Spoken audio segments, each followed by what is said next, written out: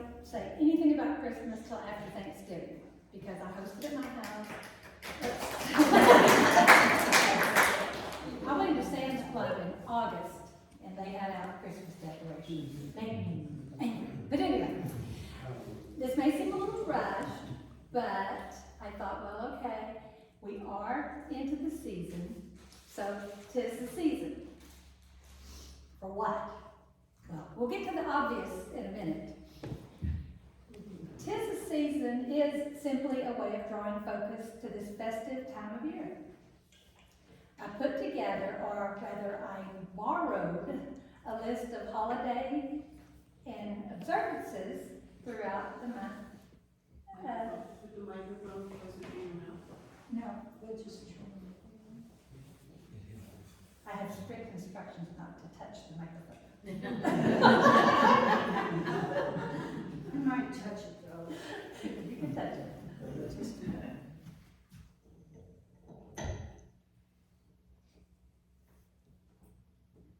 That better, Judy? Yes. Okay. So I borrowed the list, and some of you may have picked it up outside, and it's really kind of just for entertainment and levity.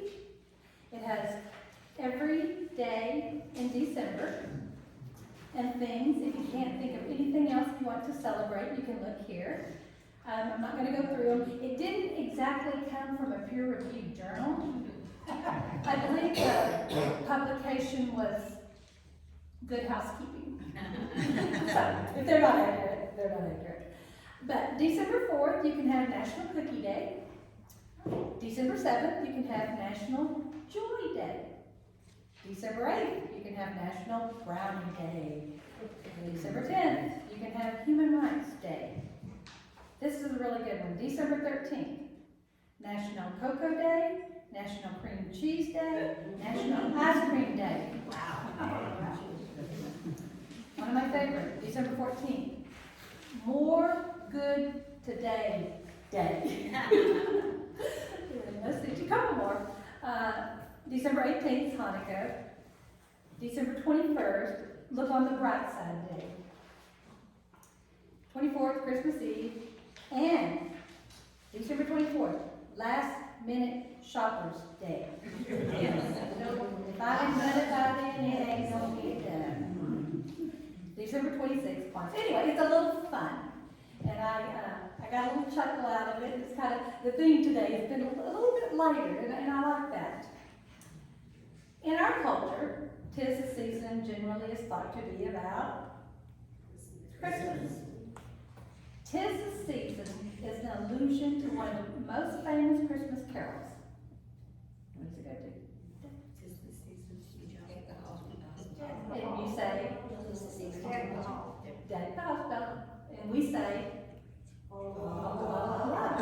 Okay, a little trivia here. While the song is centuries old, it wasn't until the 1970s that we started seeing it popping up in magazines and newspapers. The song's melody, it's Welsh in origin, is recorded as far back as 1784. The lyrics first appeared in 1881. The composer and conductor John Rutter explained to NPR, Deck the Halls with Boughs of Holly was originally meant to be performed by a group of singers and a harp. And the idea was that the singers would come up with the first line, Deck the Halls with Boughs of Holly, and then the harpist would improvise the next line, and then they'd sing a line after that, 'Tis the season to be jolly, and the harpist would play. And this is still this person talking. And you know, a few drinks would be taken, and everybody would have a wonderful time, and you'd get a carol out of it. But, he's still talking, of course, that only worked in Wales, where they had harpists on every street corner. You see, it's the national instrument. Well, outside of Wales, what do you do when you need a harp? What do we do? Improvise, and so we sing. So when you sing that, you are the harp. Oh, okay. Trivia, I didn't know that. So you may. It is estimated that as of 2021, 63% of the U.S. population identified as Christian. In recognition of 'Tis the Season, we're going to talk a little bit about probably the most familiar story in the Bible, the babe in the manger. The Christmas pageant we generally see performed this time of year is really a mashup of two narratives in the Bible, Matthew 1 and 2 and Luke 1 and 2. According to John Shelby Spong, he's an Episcopal bishop and the author of the book Rescuing the Bible from Fundamentalism. He says, we are either blissfully unaware or blatantly ignorant of the enormous problems presented by the Christmas story narrative if a literal interpretation is required. Spong goes on to talk about the contradictions and inconsistency, and you can read his book if you're interested in that. But that's what he had to say. Several years ago, I purchased a course from the Great Courses titled, How Jesus Became a God. The lecturer says the question of how Jesus became a God may seem on the surface to be a matter of theological interest only, important only to Christian believers and scholars. He says, in fact, it is a question that should matter to everyone who thinks that history matters, whether you're Christian or not. And then he goes on to discuss the powerful influence Christianity has had on history throughout the world. Very interesting. Those who followed Jesus during his lifetime had no notion that Jesus was anything but human. In the early biblical letters, there were many different views about what God is and Jesus is. And even into the 2nd and 3rd centuries, it still had not been sorted out. Was Jesus a man, but not a God? Was he a God, but not a man? Was he one being, partially God, partially man? Was he one being, fully God, fully man? If so, how is that even possible? It's my opinion that those questions are still not sorted out for many of us. Many Christians don't question what God or Jesus is. They let their religious leaders sort it out for them. Some have kind of given up on sorting it out, and they may go to church or they may not. They may come Christmas, and that may be the only time they go. And some of us just don't really even think about it. I've told you in the past that I'm drawn to allegorical, metaphysical interpretation of the Bible. Metaphysics is the branch of philosophy. Okay, anytime we talk about philosophy, it's going to get kind of, so you have to follow the words. Metaphysics is a branch of philosophy that deals with being and knowing. It includes questions about the nature and consciousness and the relationship between mind and matter, between substance and attribute, between, this is my favorite part, potentiality and actuality. If this seems a little strange or woo-woo, because I'm going to interpret a Bible story this way, there are other stories and myths that we all familiar with that are allegories. And there's people here in UU who have much more expertise than I do in that area. But from a tiny bit of research, I found some interesting interpretations of allegorical stories that we'll recognize. For example, Plato's allegory of the cave is a concept devised by the philosopher to ruminate on the nature of belief versus knowledge. George Orwell's Animal Farm is a political allegory about revolution and power. Through the tale of the group of animals, they overthrow the owner of the farm, and it explores themes of totalitarianism, the corruption of ideas, and the power of language.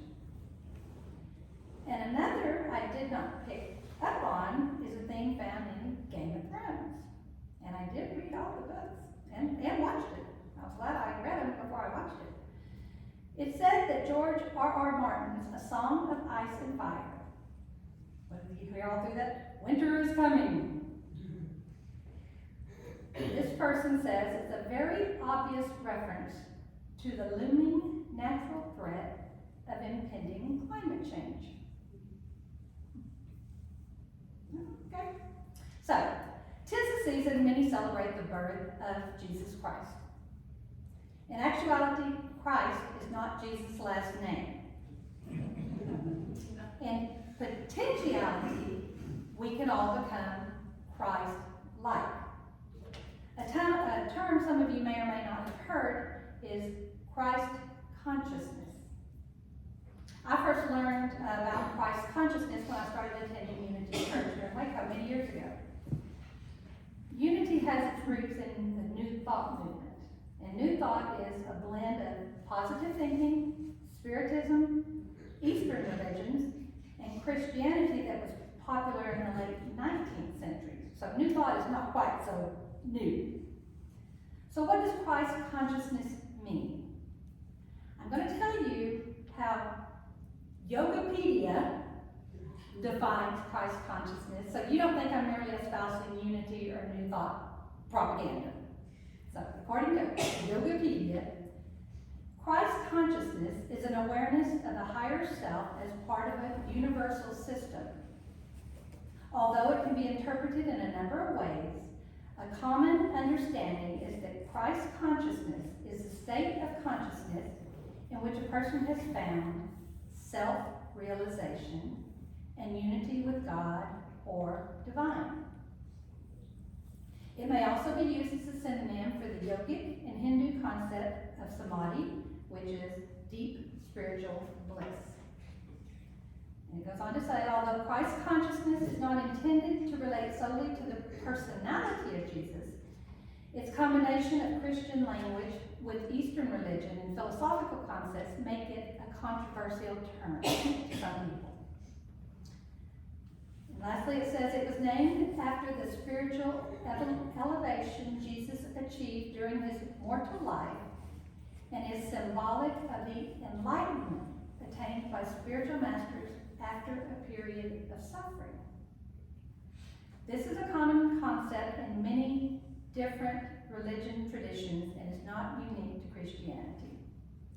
As such, Christ consciousness is available to all those who seek awareness and spiritual awakening, regardless of their personal religious adherence. For Christmas to have any real meaning to us Bible non-literalists who are still willing to do a little work on ourselves, we can bring the Christmas story into our own lives. The Christmas story represents a yearning in our souls to seek a more spiritual life or more enlightenment, more fulfillment. As I've mentioned in past talks, I was affiliated with the Unity Church for many years. Unity teaches that the Spirit of God, the divine, lived in Jesus just as it lives in every person. Like the baby Jesus manger story, a new birth of the Christ awareness within us can happen every moment and every day as we recognize the magnificence of who we are and acknowledge the presence of divine or collective spirit within us. The Christmas story began with celebrating the birth of a child, but has evolved to include shopping, wrapping gifts, exchanging gifts, Christmas trees, lights, candles, mistletoe. The little owl is like, I don't know what all this is. It's just Christmas, and we kind of got the same way. You know, we got Rudolph, we got Scrooge, we have all that. In my house, it's Bailey's Irish cream that is a tradition. Craig's grandfather introduced it to me many, many, many years ago, and that's the only time we have it is at Christmas. So all this stuff is now the Christmas tradition. Much of it is as much or more important than the story or the little pageants we've watched. But if we talk about the story, it's an opportunity to examine our own consciousness around peace, love, and joy. The person was born a baby named Jesus, a babe. In manhood, he he took on the qualities of the Christ consciousness. As I said earlier, Christ is not Jesus' last name. It is a quality that describes the divinity within all of us. And what metaphysicians celebrate at Christmas time is not so much the birth of the baby, but what the birth of that baby represents in us. The birth of our Christ consciousness within each one of us. It's important to understand that all the ideas of the Christmas story make sense and have personal growth potential when we apply them to our lives. We're not just watching a pageant. It happens all in our consciousness. Everything in our life is an inner drama in which awareness is awakened in us. We can call it spiritual, or we can simply call it wisdom. The divinity within each of us can be connected to God. Another definition of divine is extremely good, pleasant, and enjoyable. Hopefully, all of us have a little of those attributes in us. Divine was also the stage name given to an actor and singer who, in the 1980s, People magazine described as the drag queen of the century. Here is what Harris Glenn Milstead had to say about being called divine. Divine. That's my name. It's the name John gave me. John is his friend and he's a filmmaker, right? He says, I like it. That's what everybody calls me now, even my close friends. Not many of them call me Glenn at all anymore, which I don't mind. They can call me whatever they want. They can call me fatso, they can call me a-hole, and I don't care. You always change your name when you're in show business. Divine this stuff is my name. Did you ever look it up in the dictionary? I won't even go there. It is unbelievable. Those are his words. So he's saying that the divine is not necessarily, well, he's probably saying I'm godlike, it's very entertaining. Everything in the story of the birth can have place in our drama, our divine. Let's start with Mary and Joseph. Mary's with child. Mary is a virgin. Well, now how can that be? The Christ, what we're calling Christ consciousness, is born of a virgin. Now what does that mean? Allegorically, we can see Mary representing a virgin state of consciousness. Our state of consciousness is so pure that we can bring something new into it. It's a state of consciousness that is open and receptive to the divine, the collective consciousness, empty of ego, free of negative thinking and judgment. It is into this consciousness, the collective consciousness, that is so pure, virginal, that the Christ consciousness can be born in us. Remember, Christ consciousness is an awakening. Mary symbolizes the purified soul, a soul that has become highly intuitive and sensitive to inspiration. It is through prayer, meditation, intuition, and mindfulness that the perfect Christ idea of our own spiritual identity can be inspired. Mary is married to Joseph. He becomes the earthly father of Jesus. Joseph represents our thinking faculty, our intellect. Joseph is the yang to Mary's yin. In Taoism, both yin and yang are good. Ultimate good involves a balance between yin and yang. We need both our intellect and our emotions. There must be a marriage between the two, and intellectual understanding in order for the Christ consciousness change to be born in us. Head and heart must work together. The child is not born at the end, for there's no room. The end represents old ideas. There's no room for new ideas if we we have all these old ideas. So instead it gets put in that's our heart. In a Bible. But this is, it represents our heart. If we have all these old ideas, we can't have the new ideas. So we're put somewhere else. We have to put these new ideas somewhere else. The wise men were from the east. East is the direction of the sun. It symbolizes source, the spiritual realm of consciousness. I meditate in the mornings in a chair in front of a window facing east. Not for any particular reason except that it feels good to me. I often see first light. Something about that feels reassuring and somewhat magical. The wise men represent something wonderful in us, that kind of higher wisdom and spiritual insight that can come right into our ordinary thoughts and feelings for no reason at all, just like the sun coming up. And how did the wise men get to the birth scene? Star. But not everybody could see the star. The king, Herod, couldn't see the star. Only the highly illumined can see the star, the wise men. The star represents our higher aspirations, something we can see only when we have the consciousness. When we have the spiritual receptivity of the wise men in us. And we can't forget about the angels and the shepherds. The shepherds represent our peaceful, loving thoughts. Think about shepherds. The angels appeared to the shepherds in the field, and they kept watch over their flock. The angel said to them, "Do not be afraid." Angels are, in my mind, messengers. I have several people in my life I call my earth angels.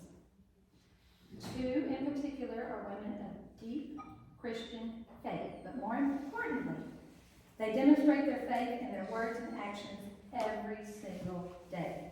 They are what I call love in action. And I'm grateful to have those earth angels in my life. And I'm sure if you think for a moment, you can find earth angels in your own life. When we feel and acknowledge the Christ consciousness within us, we can begin to remember who we are and what our purpose is. What is our purpose? Our purpose is to bring peace, love, and joy to all we come in contact with. Well, if that was a little woo-woo for you, I'll offer something else. I've delivered whole talks in the past here at UU about love and joy, and I'm not going to repeat those. Holidays can be stressful and stress-filled for many of us. I want to talk a moment about peace. More precisely, peace of mind. I took the following information from Site Central. The article was titled, "Finding Peace of Mind. 6 Steps Toward Lasting Serenity." Peace of mind can also be described as inner calm. It refers to an internal state of tranquility. When you have mental peace, you're able to feel at ease within yourself, a sense of self-compassion, unruffled by the day-to-day worries, and prepared to welcome whatever life tosses you. We might assume we can only find peace from within when we're finally completely free of troubles, but that's not the case. In fact, it often works the other way around. Finding peace of mind isn't as challenging as it may seem at times. Examples, the title was 6 Steps Toward Lasting Serenity.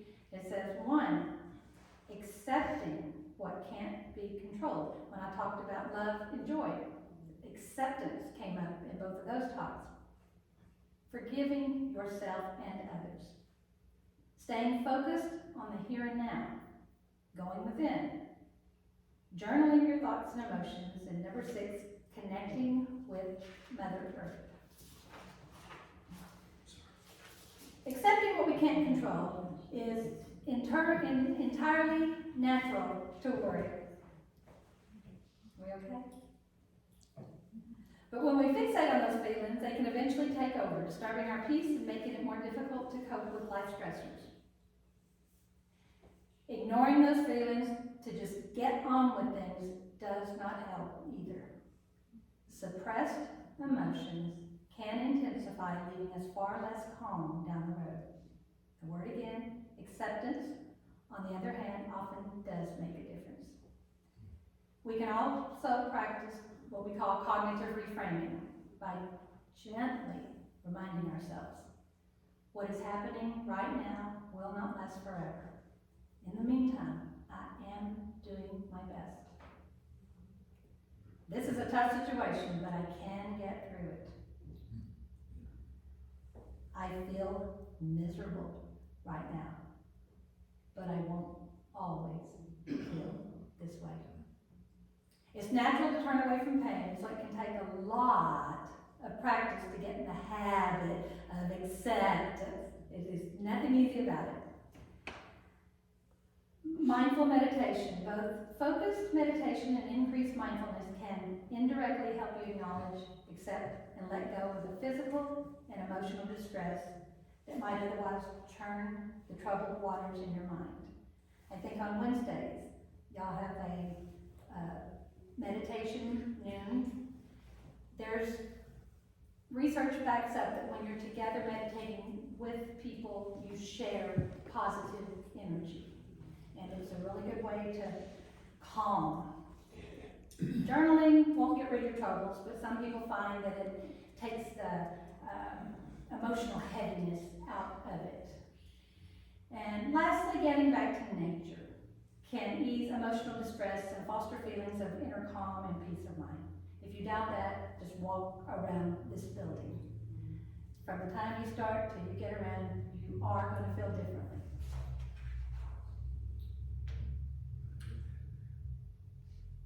Whatever we're able to do in order to cultivate peace, love, and joy can be beneficial to us this moment and all the moments to come. Cultivation can take time and patience. Today would be a great day to cultivate our own peace, love, and joy-filled practices. I will close where I started. 'Tis the season. For what? That is for you to decide. I wish you the best today and all the tomorrows